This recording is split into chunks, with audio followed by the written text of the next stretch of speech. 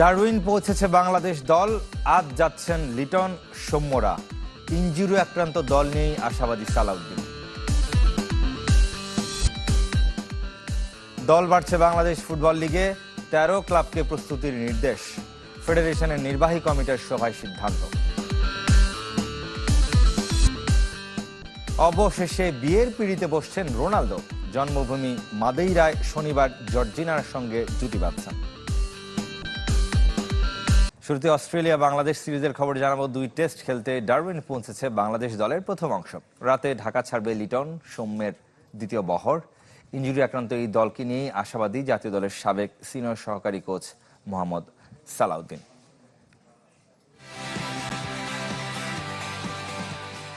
নাজমুল শান্ত, তানজিদ তামিম, তাইজুল, মুশফিকদের নিয়ে বাংলাদেশের প্রথম বহর পৌঁছে গেছে অস্ট্রেলিয়ার ডারউইনে। সঙ্গী ফিল সিমন্স, মুশতাক আহমেদ, আশরাফুলের মতো কোচিং স্টাফের সদস্যরা। বিশ্বকাপ খেলতে বাংলাদেশ দলের অস্ট্রেলিয়া সফর নিয়মিত। সবশেষ পাড়ি জমিয়েছিল 2022-এ। 2008-এ ওয়ানডে সিরিজও অজিদের মাটিতে খেলেছিল টাইগাররা। তবে ক্রিকেটের বনেদি ফরম্যাটে 2003 সালের পর এবারই প্রথম। এই সফরকে ঘিরে ঘুরে ফিরে একই দুশ্চিন্তা। অস্ট্রেলিয়ার সিমিং কন্ডিশনে ইনজুরিতে নাহিদ রানা, শরীফুলদের না পাওয়া। তবুও এই দলটার উপর ভরসা রাখতে চান ইমার্জিং আর হাই পারফরমেন্স ইউনিটের কোচ সালাউদ্দিন। আমি টেস্ট টিম নিয়ে সবসময় আশাবাদী, কারণ আমার কাছে মনে হয় যে টেস্ট টিমটা যারা খেলে তারা নিজেদের সম্পর্কে অনেক ভালো সচেতন এবং নিজেদের পারপাসটা তারা ভালো করে জানে এবং অনেক গুছানো অন্য জীবনে। তো আমার কাছে মনে হয় এখানে ভালো না হওয়ার আসলে যুক্তি দেখি না। টেস্ট চ্যাম্পিয়নশিপের বাকি ম্যাচগুলোতে ভালো করে সেরা 3-এ থাকার লক্ষ্য পূরণে জাকির, লিটনদের দিকে তাকিয়ে সালাউদ্দিন। বিশেষত লিটনের অন্তর্ভুক্তি স্বস্তি দিচ্ছে এই সিনিয়র কোচকে। সে যদি ব্যাটিংটা করতে পারে এবং সে মোটামুটি, আমার মনে হয় সে যদি রানিং লিগের মোটামুটি সে ভালো করে, আমার কাছে মনে হয় যে সে যদি খেলার মতো অবশ্যই আমি আমার একটা এক্সপিরিয়েন্স প্লেয়ারে খেলানো আমার মনে করি যে এটা একটা যুক্তিযুক্ত হবে। আমার দেশে কিন্তু হয়তো 4 উইকেট 5 উইকেট পড়ে গেলে সবারই কিন্তু বলারদের নিয়ে খেলতে হয়, বাট জাকিরের রোলটা খুব ভালোভাবে জানা আছে এবং সে অনেকবার এটা প্রুভও করছে। 13 আগস্ট প্রথম টেস্ট হলেও আবহাওয়ার কন্ডিশনের সাথে মানিয়ে নিতে আগেভাগেই দেশ ছেড়েছে টাইগাররা। এদিকে এইচপির হয়ে টপ এন্ড টি-20 খেলতে অস্ট্রেলিয়া যাচ্ছেন সাব্বির রহমান, যে টুর্নামেন্টকে দলের চাইতেও নিজের জন্য বেশি গুরুত্বপূর্ণ মনে করেন টাইগার ব্যাটার। এটাকে জাতীয় দলে ফেরার প্ল্যাটফর্ম হিসেবেও দেখছেন তিনি। ইংল্যান্ডে মাইনর লিগে খেলার অভিজ্ঞতা অস্ট্রেলিয়াতে কাজে লাগাতে চান সাব্বির। বাংলাদেশ জার্সিতে সবশেষ খেলেছেন 4 বছর আগে। মাঝে বিপিএল সহ ঘরোয়া ক্রিকেটে একটু আকটু ঝলক দেখালেও জাতীয় দলে ফেরার প্ল্যাটফর্ম কখনো পাননি সাব্বির রহমান। অবশেষে আশার আলো দেখছেন। 34 বছর বয়সে এইচপির ক্যাম্পে ডাক পেয়েছেন। সবকিছু ঠিকঠাক থাকলে চলতি মাসে টপ এন্ড টি-20 খেলতে অস্ট্রেলিয়া যাবেন, যে টুর্নামেন্ট দলের চাইতেও নিজের জন্য বেশি গুরুত্বপূর্ণ মনে করেন সাব্বির। দেখেন, আমি 4 বছর ইংল্যান্ডে খেলেছি, সিমিলার উইকেট ইংল্যান্ডেও এর চেয়ে ভালো উইকেট পেয়েছি। ডারউইনে খেলিনি, বাট আমি মনে করি যে এটা 19-20 হতে পারে। আদার্স প্লেয়ার থেকে আমি একটু আগেই থাকবো হোপফুলি, আর চেষ্টা করব যেটা আমার খেলা সেটাকে ধরে রাখার জন্য।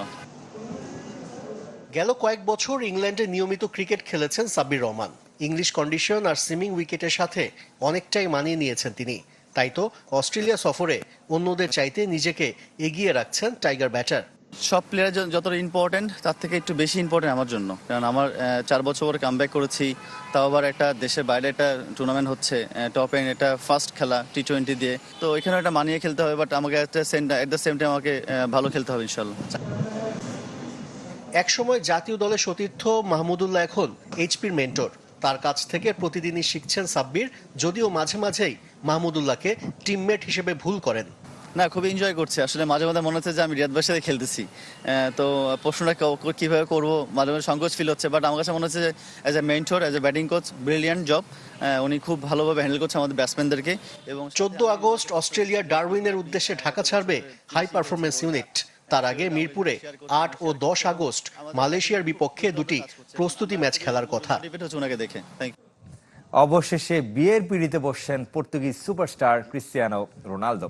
বিশ্বের শীর্ষ ধনী ক্রীড়াবিদ হয়েও বিয়ের জন্য বেছে নিয়েছেন জন্মস্থান পর্তুগিজ শহর মাদেইরাকে।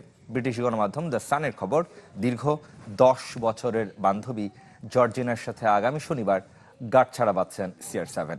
সম্ভাব্য অতিথির তালিকায় এমবাপ্পে, ভিনিসিয়াস, জেনিফার লোপেজ সহ অনেকেরই নাম আছে।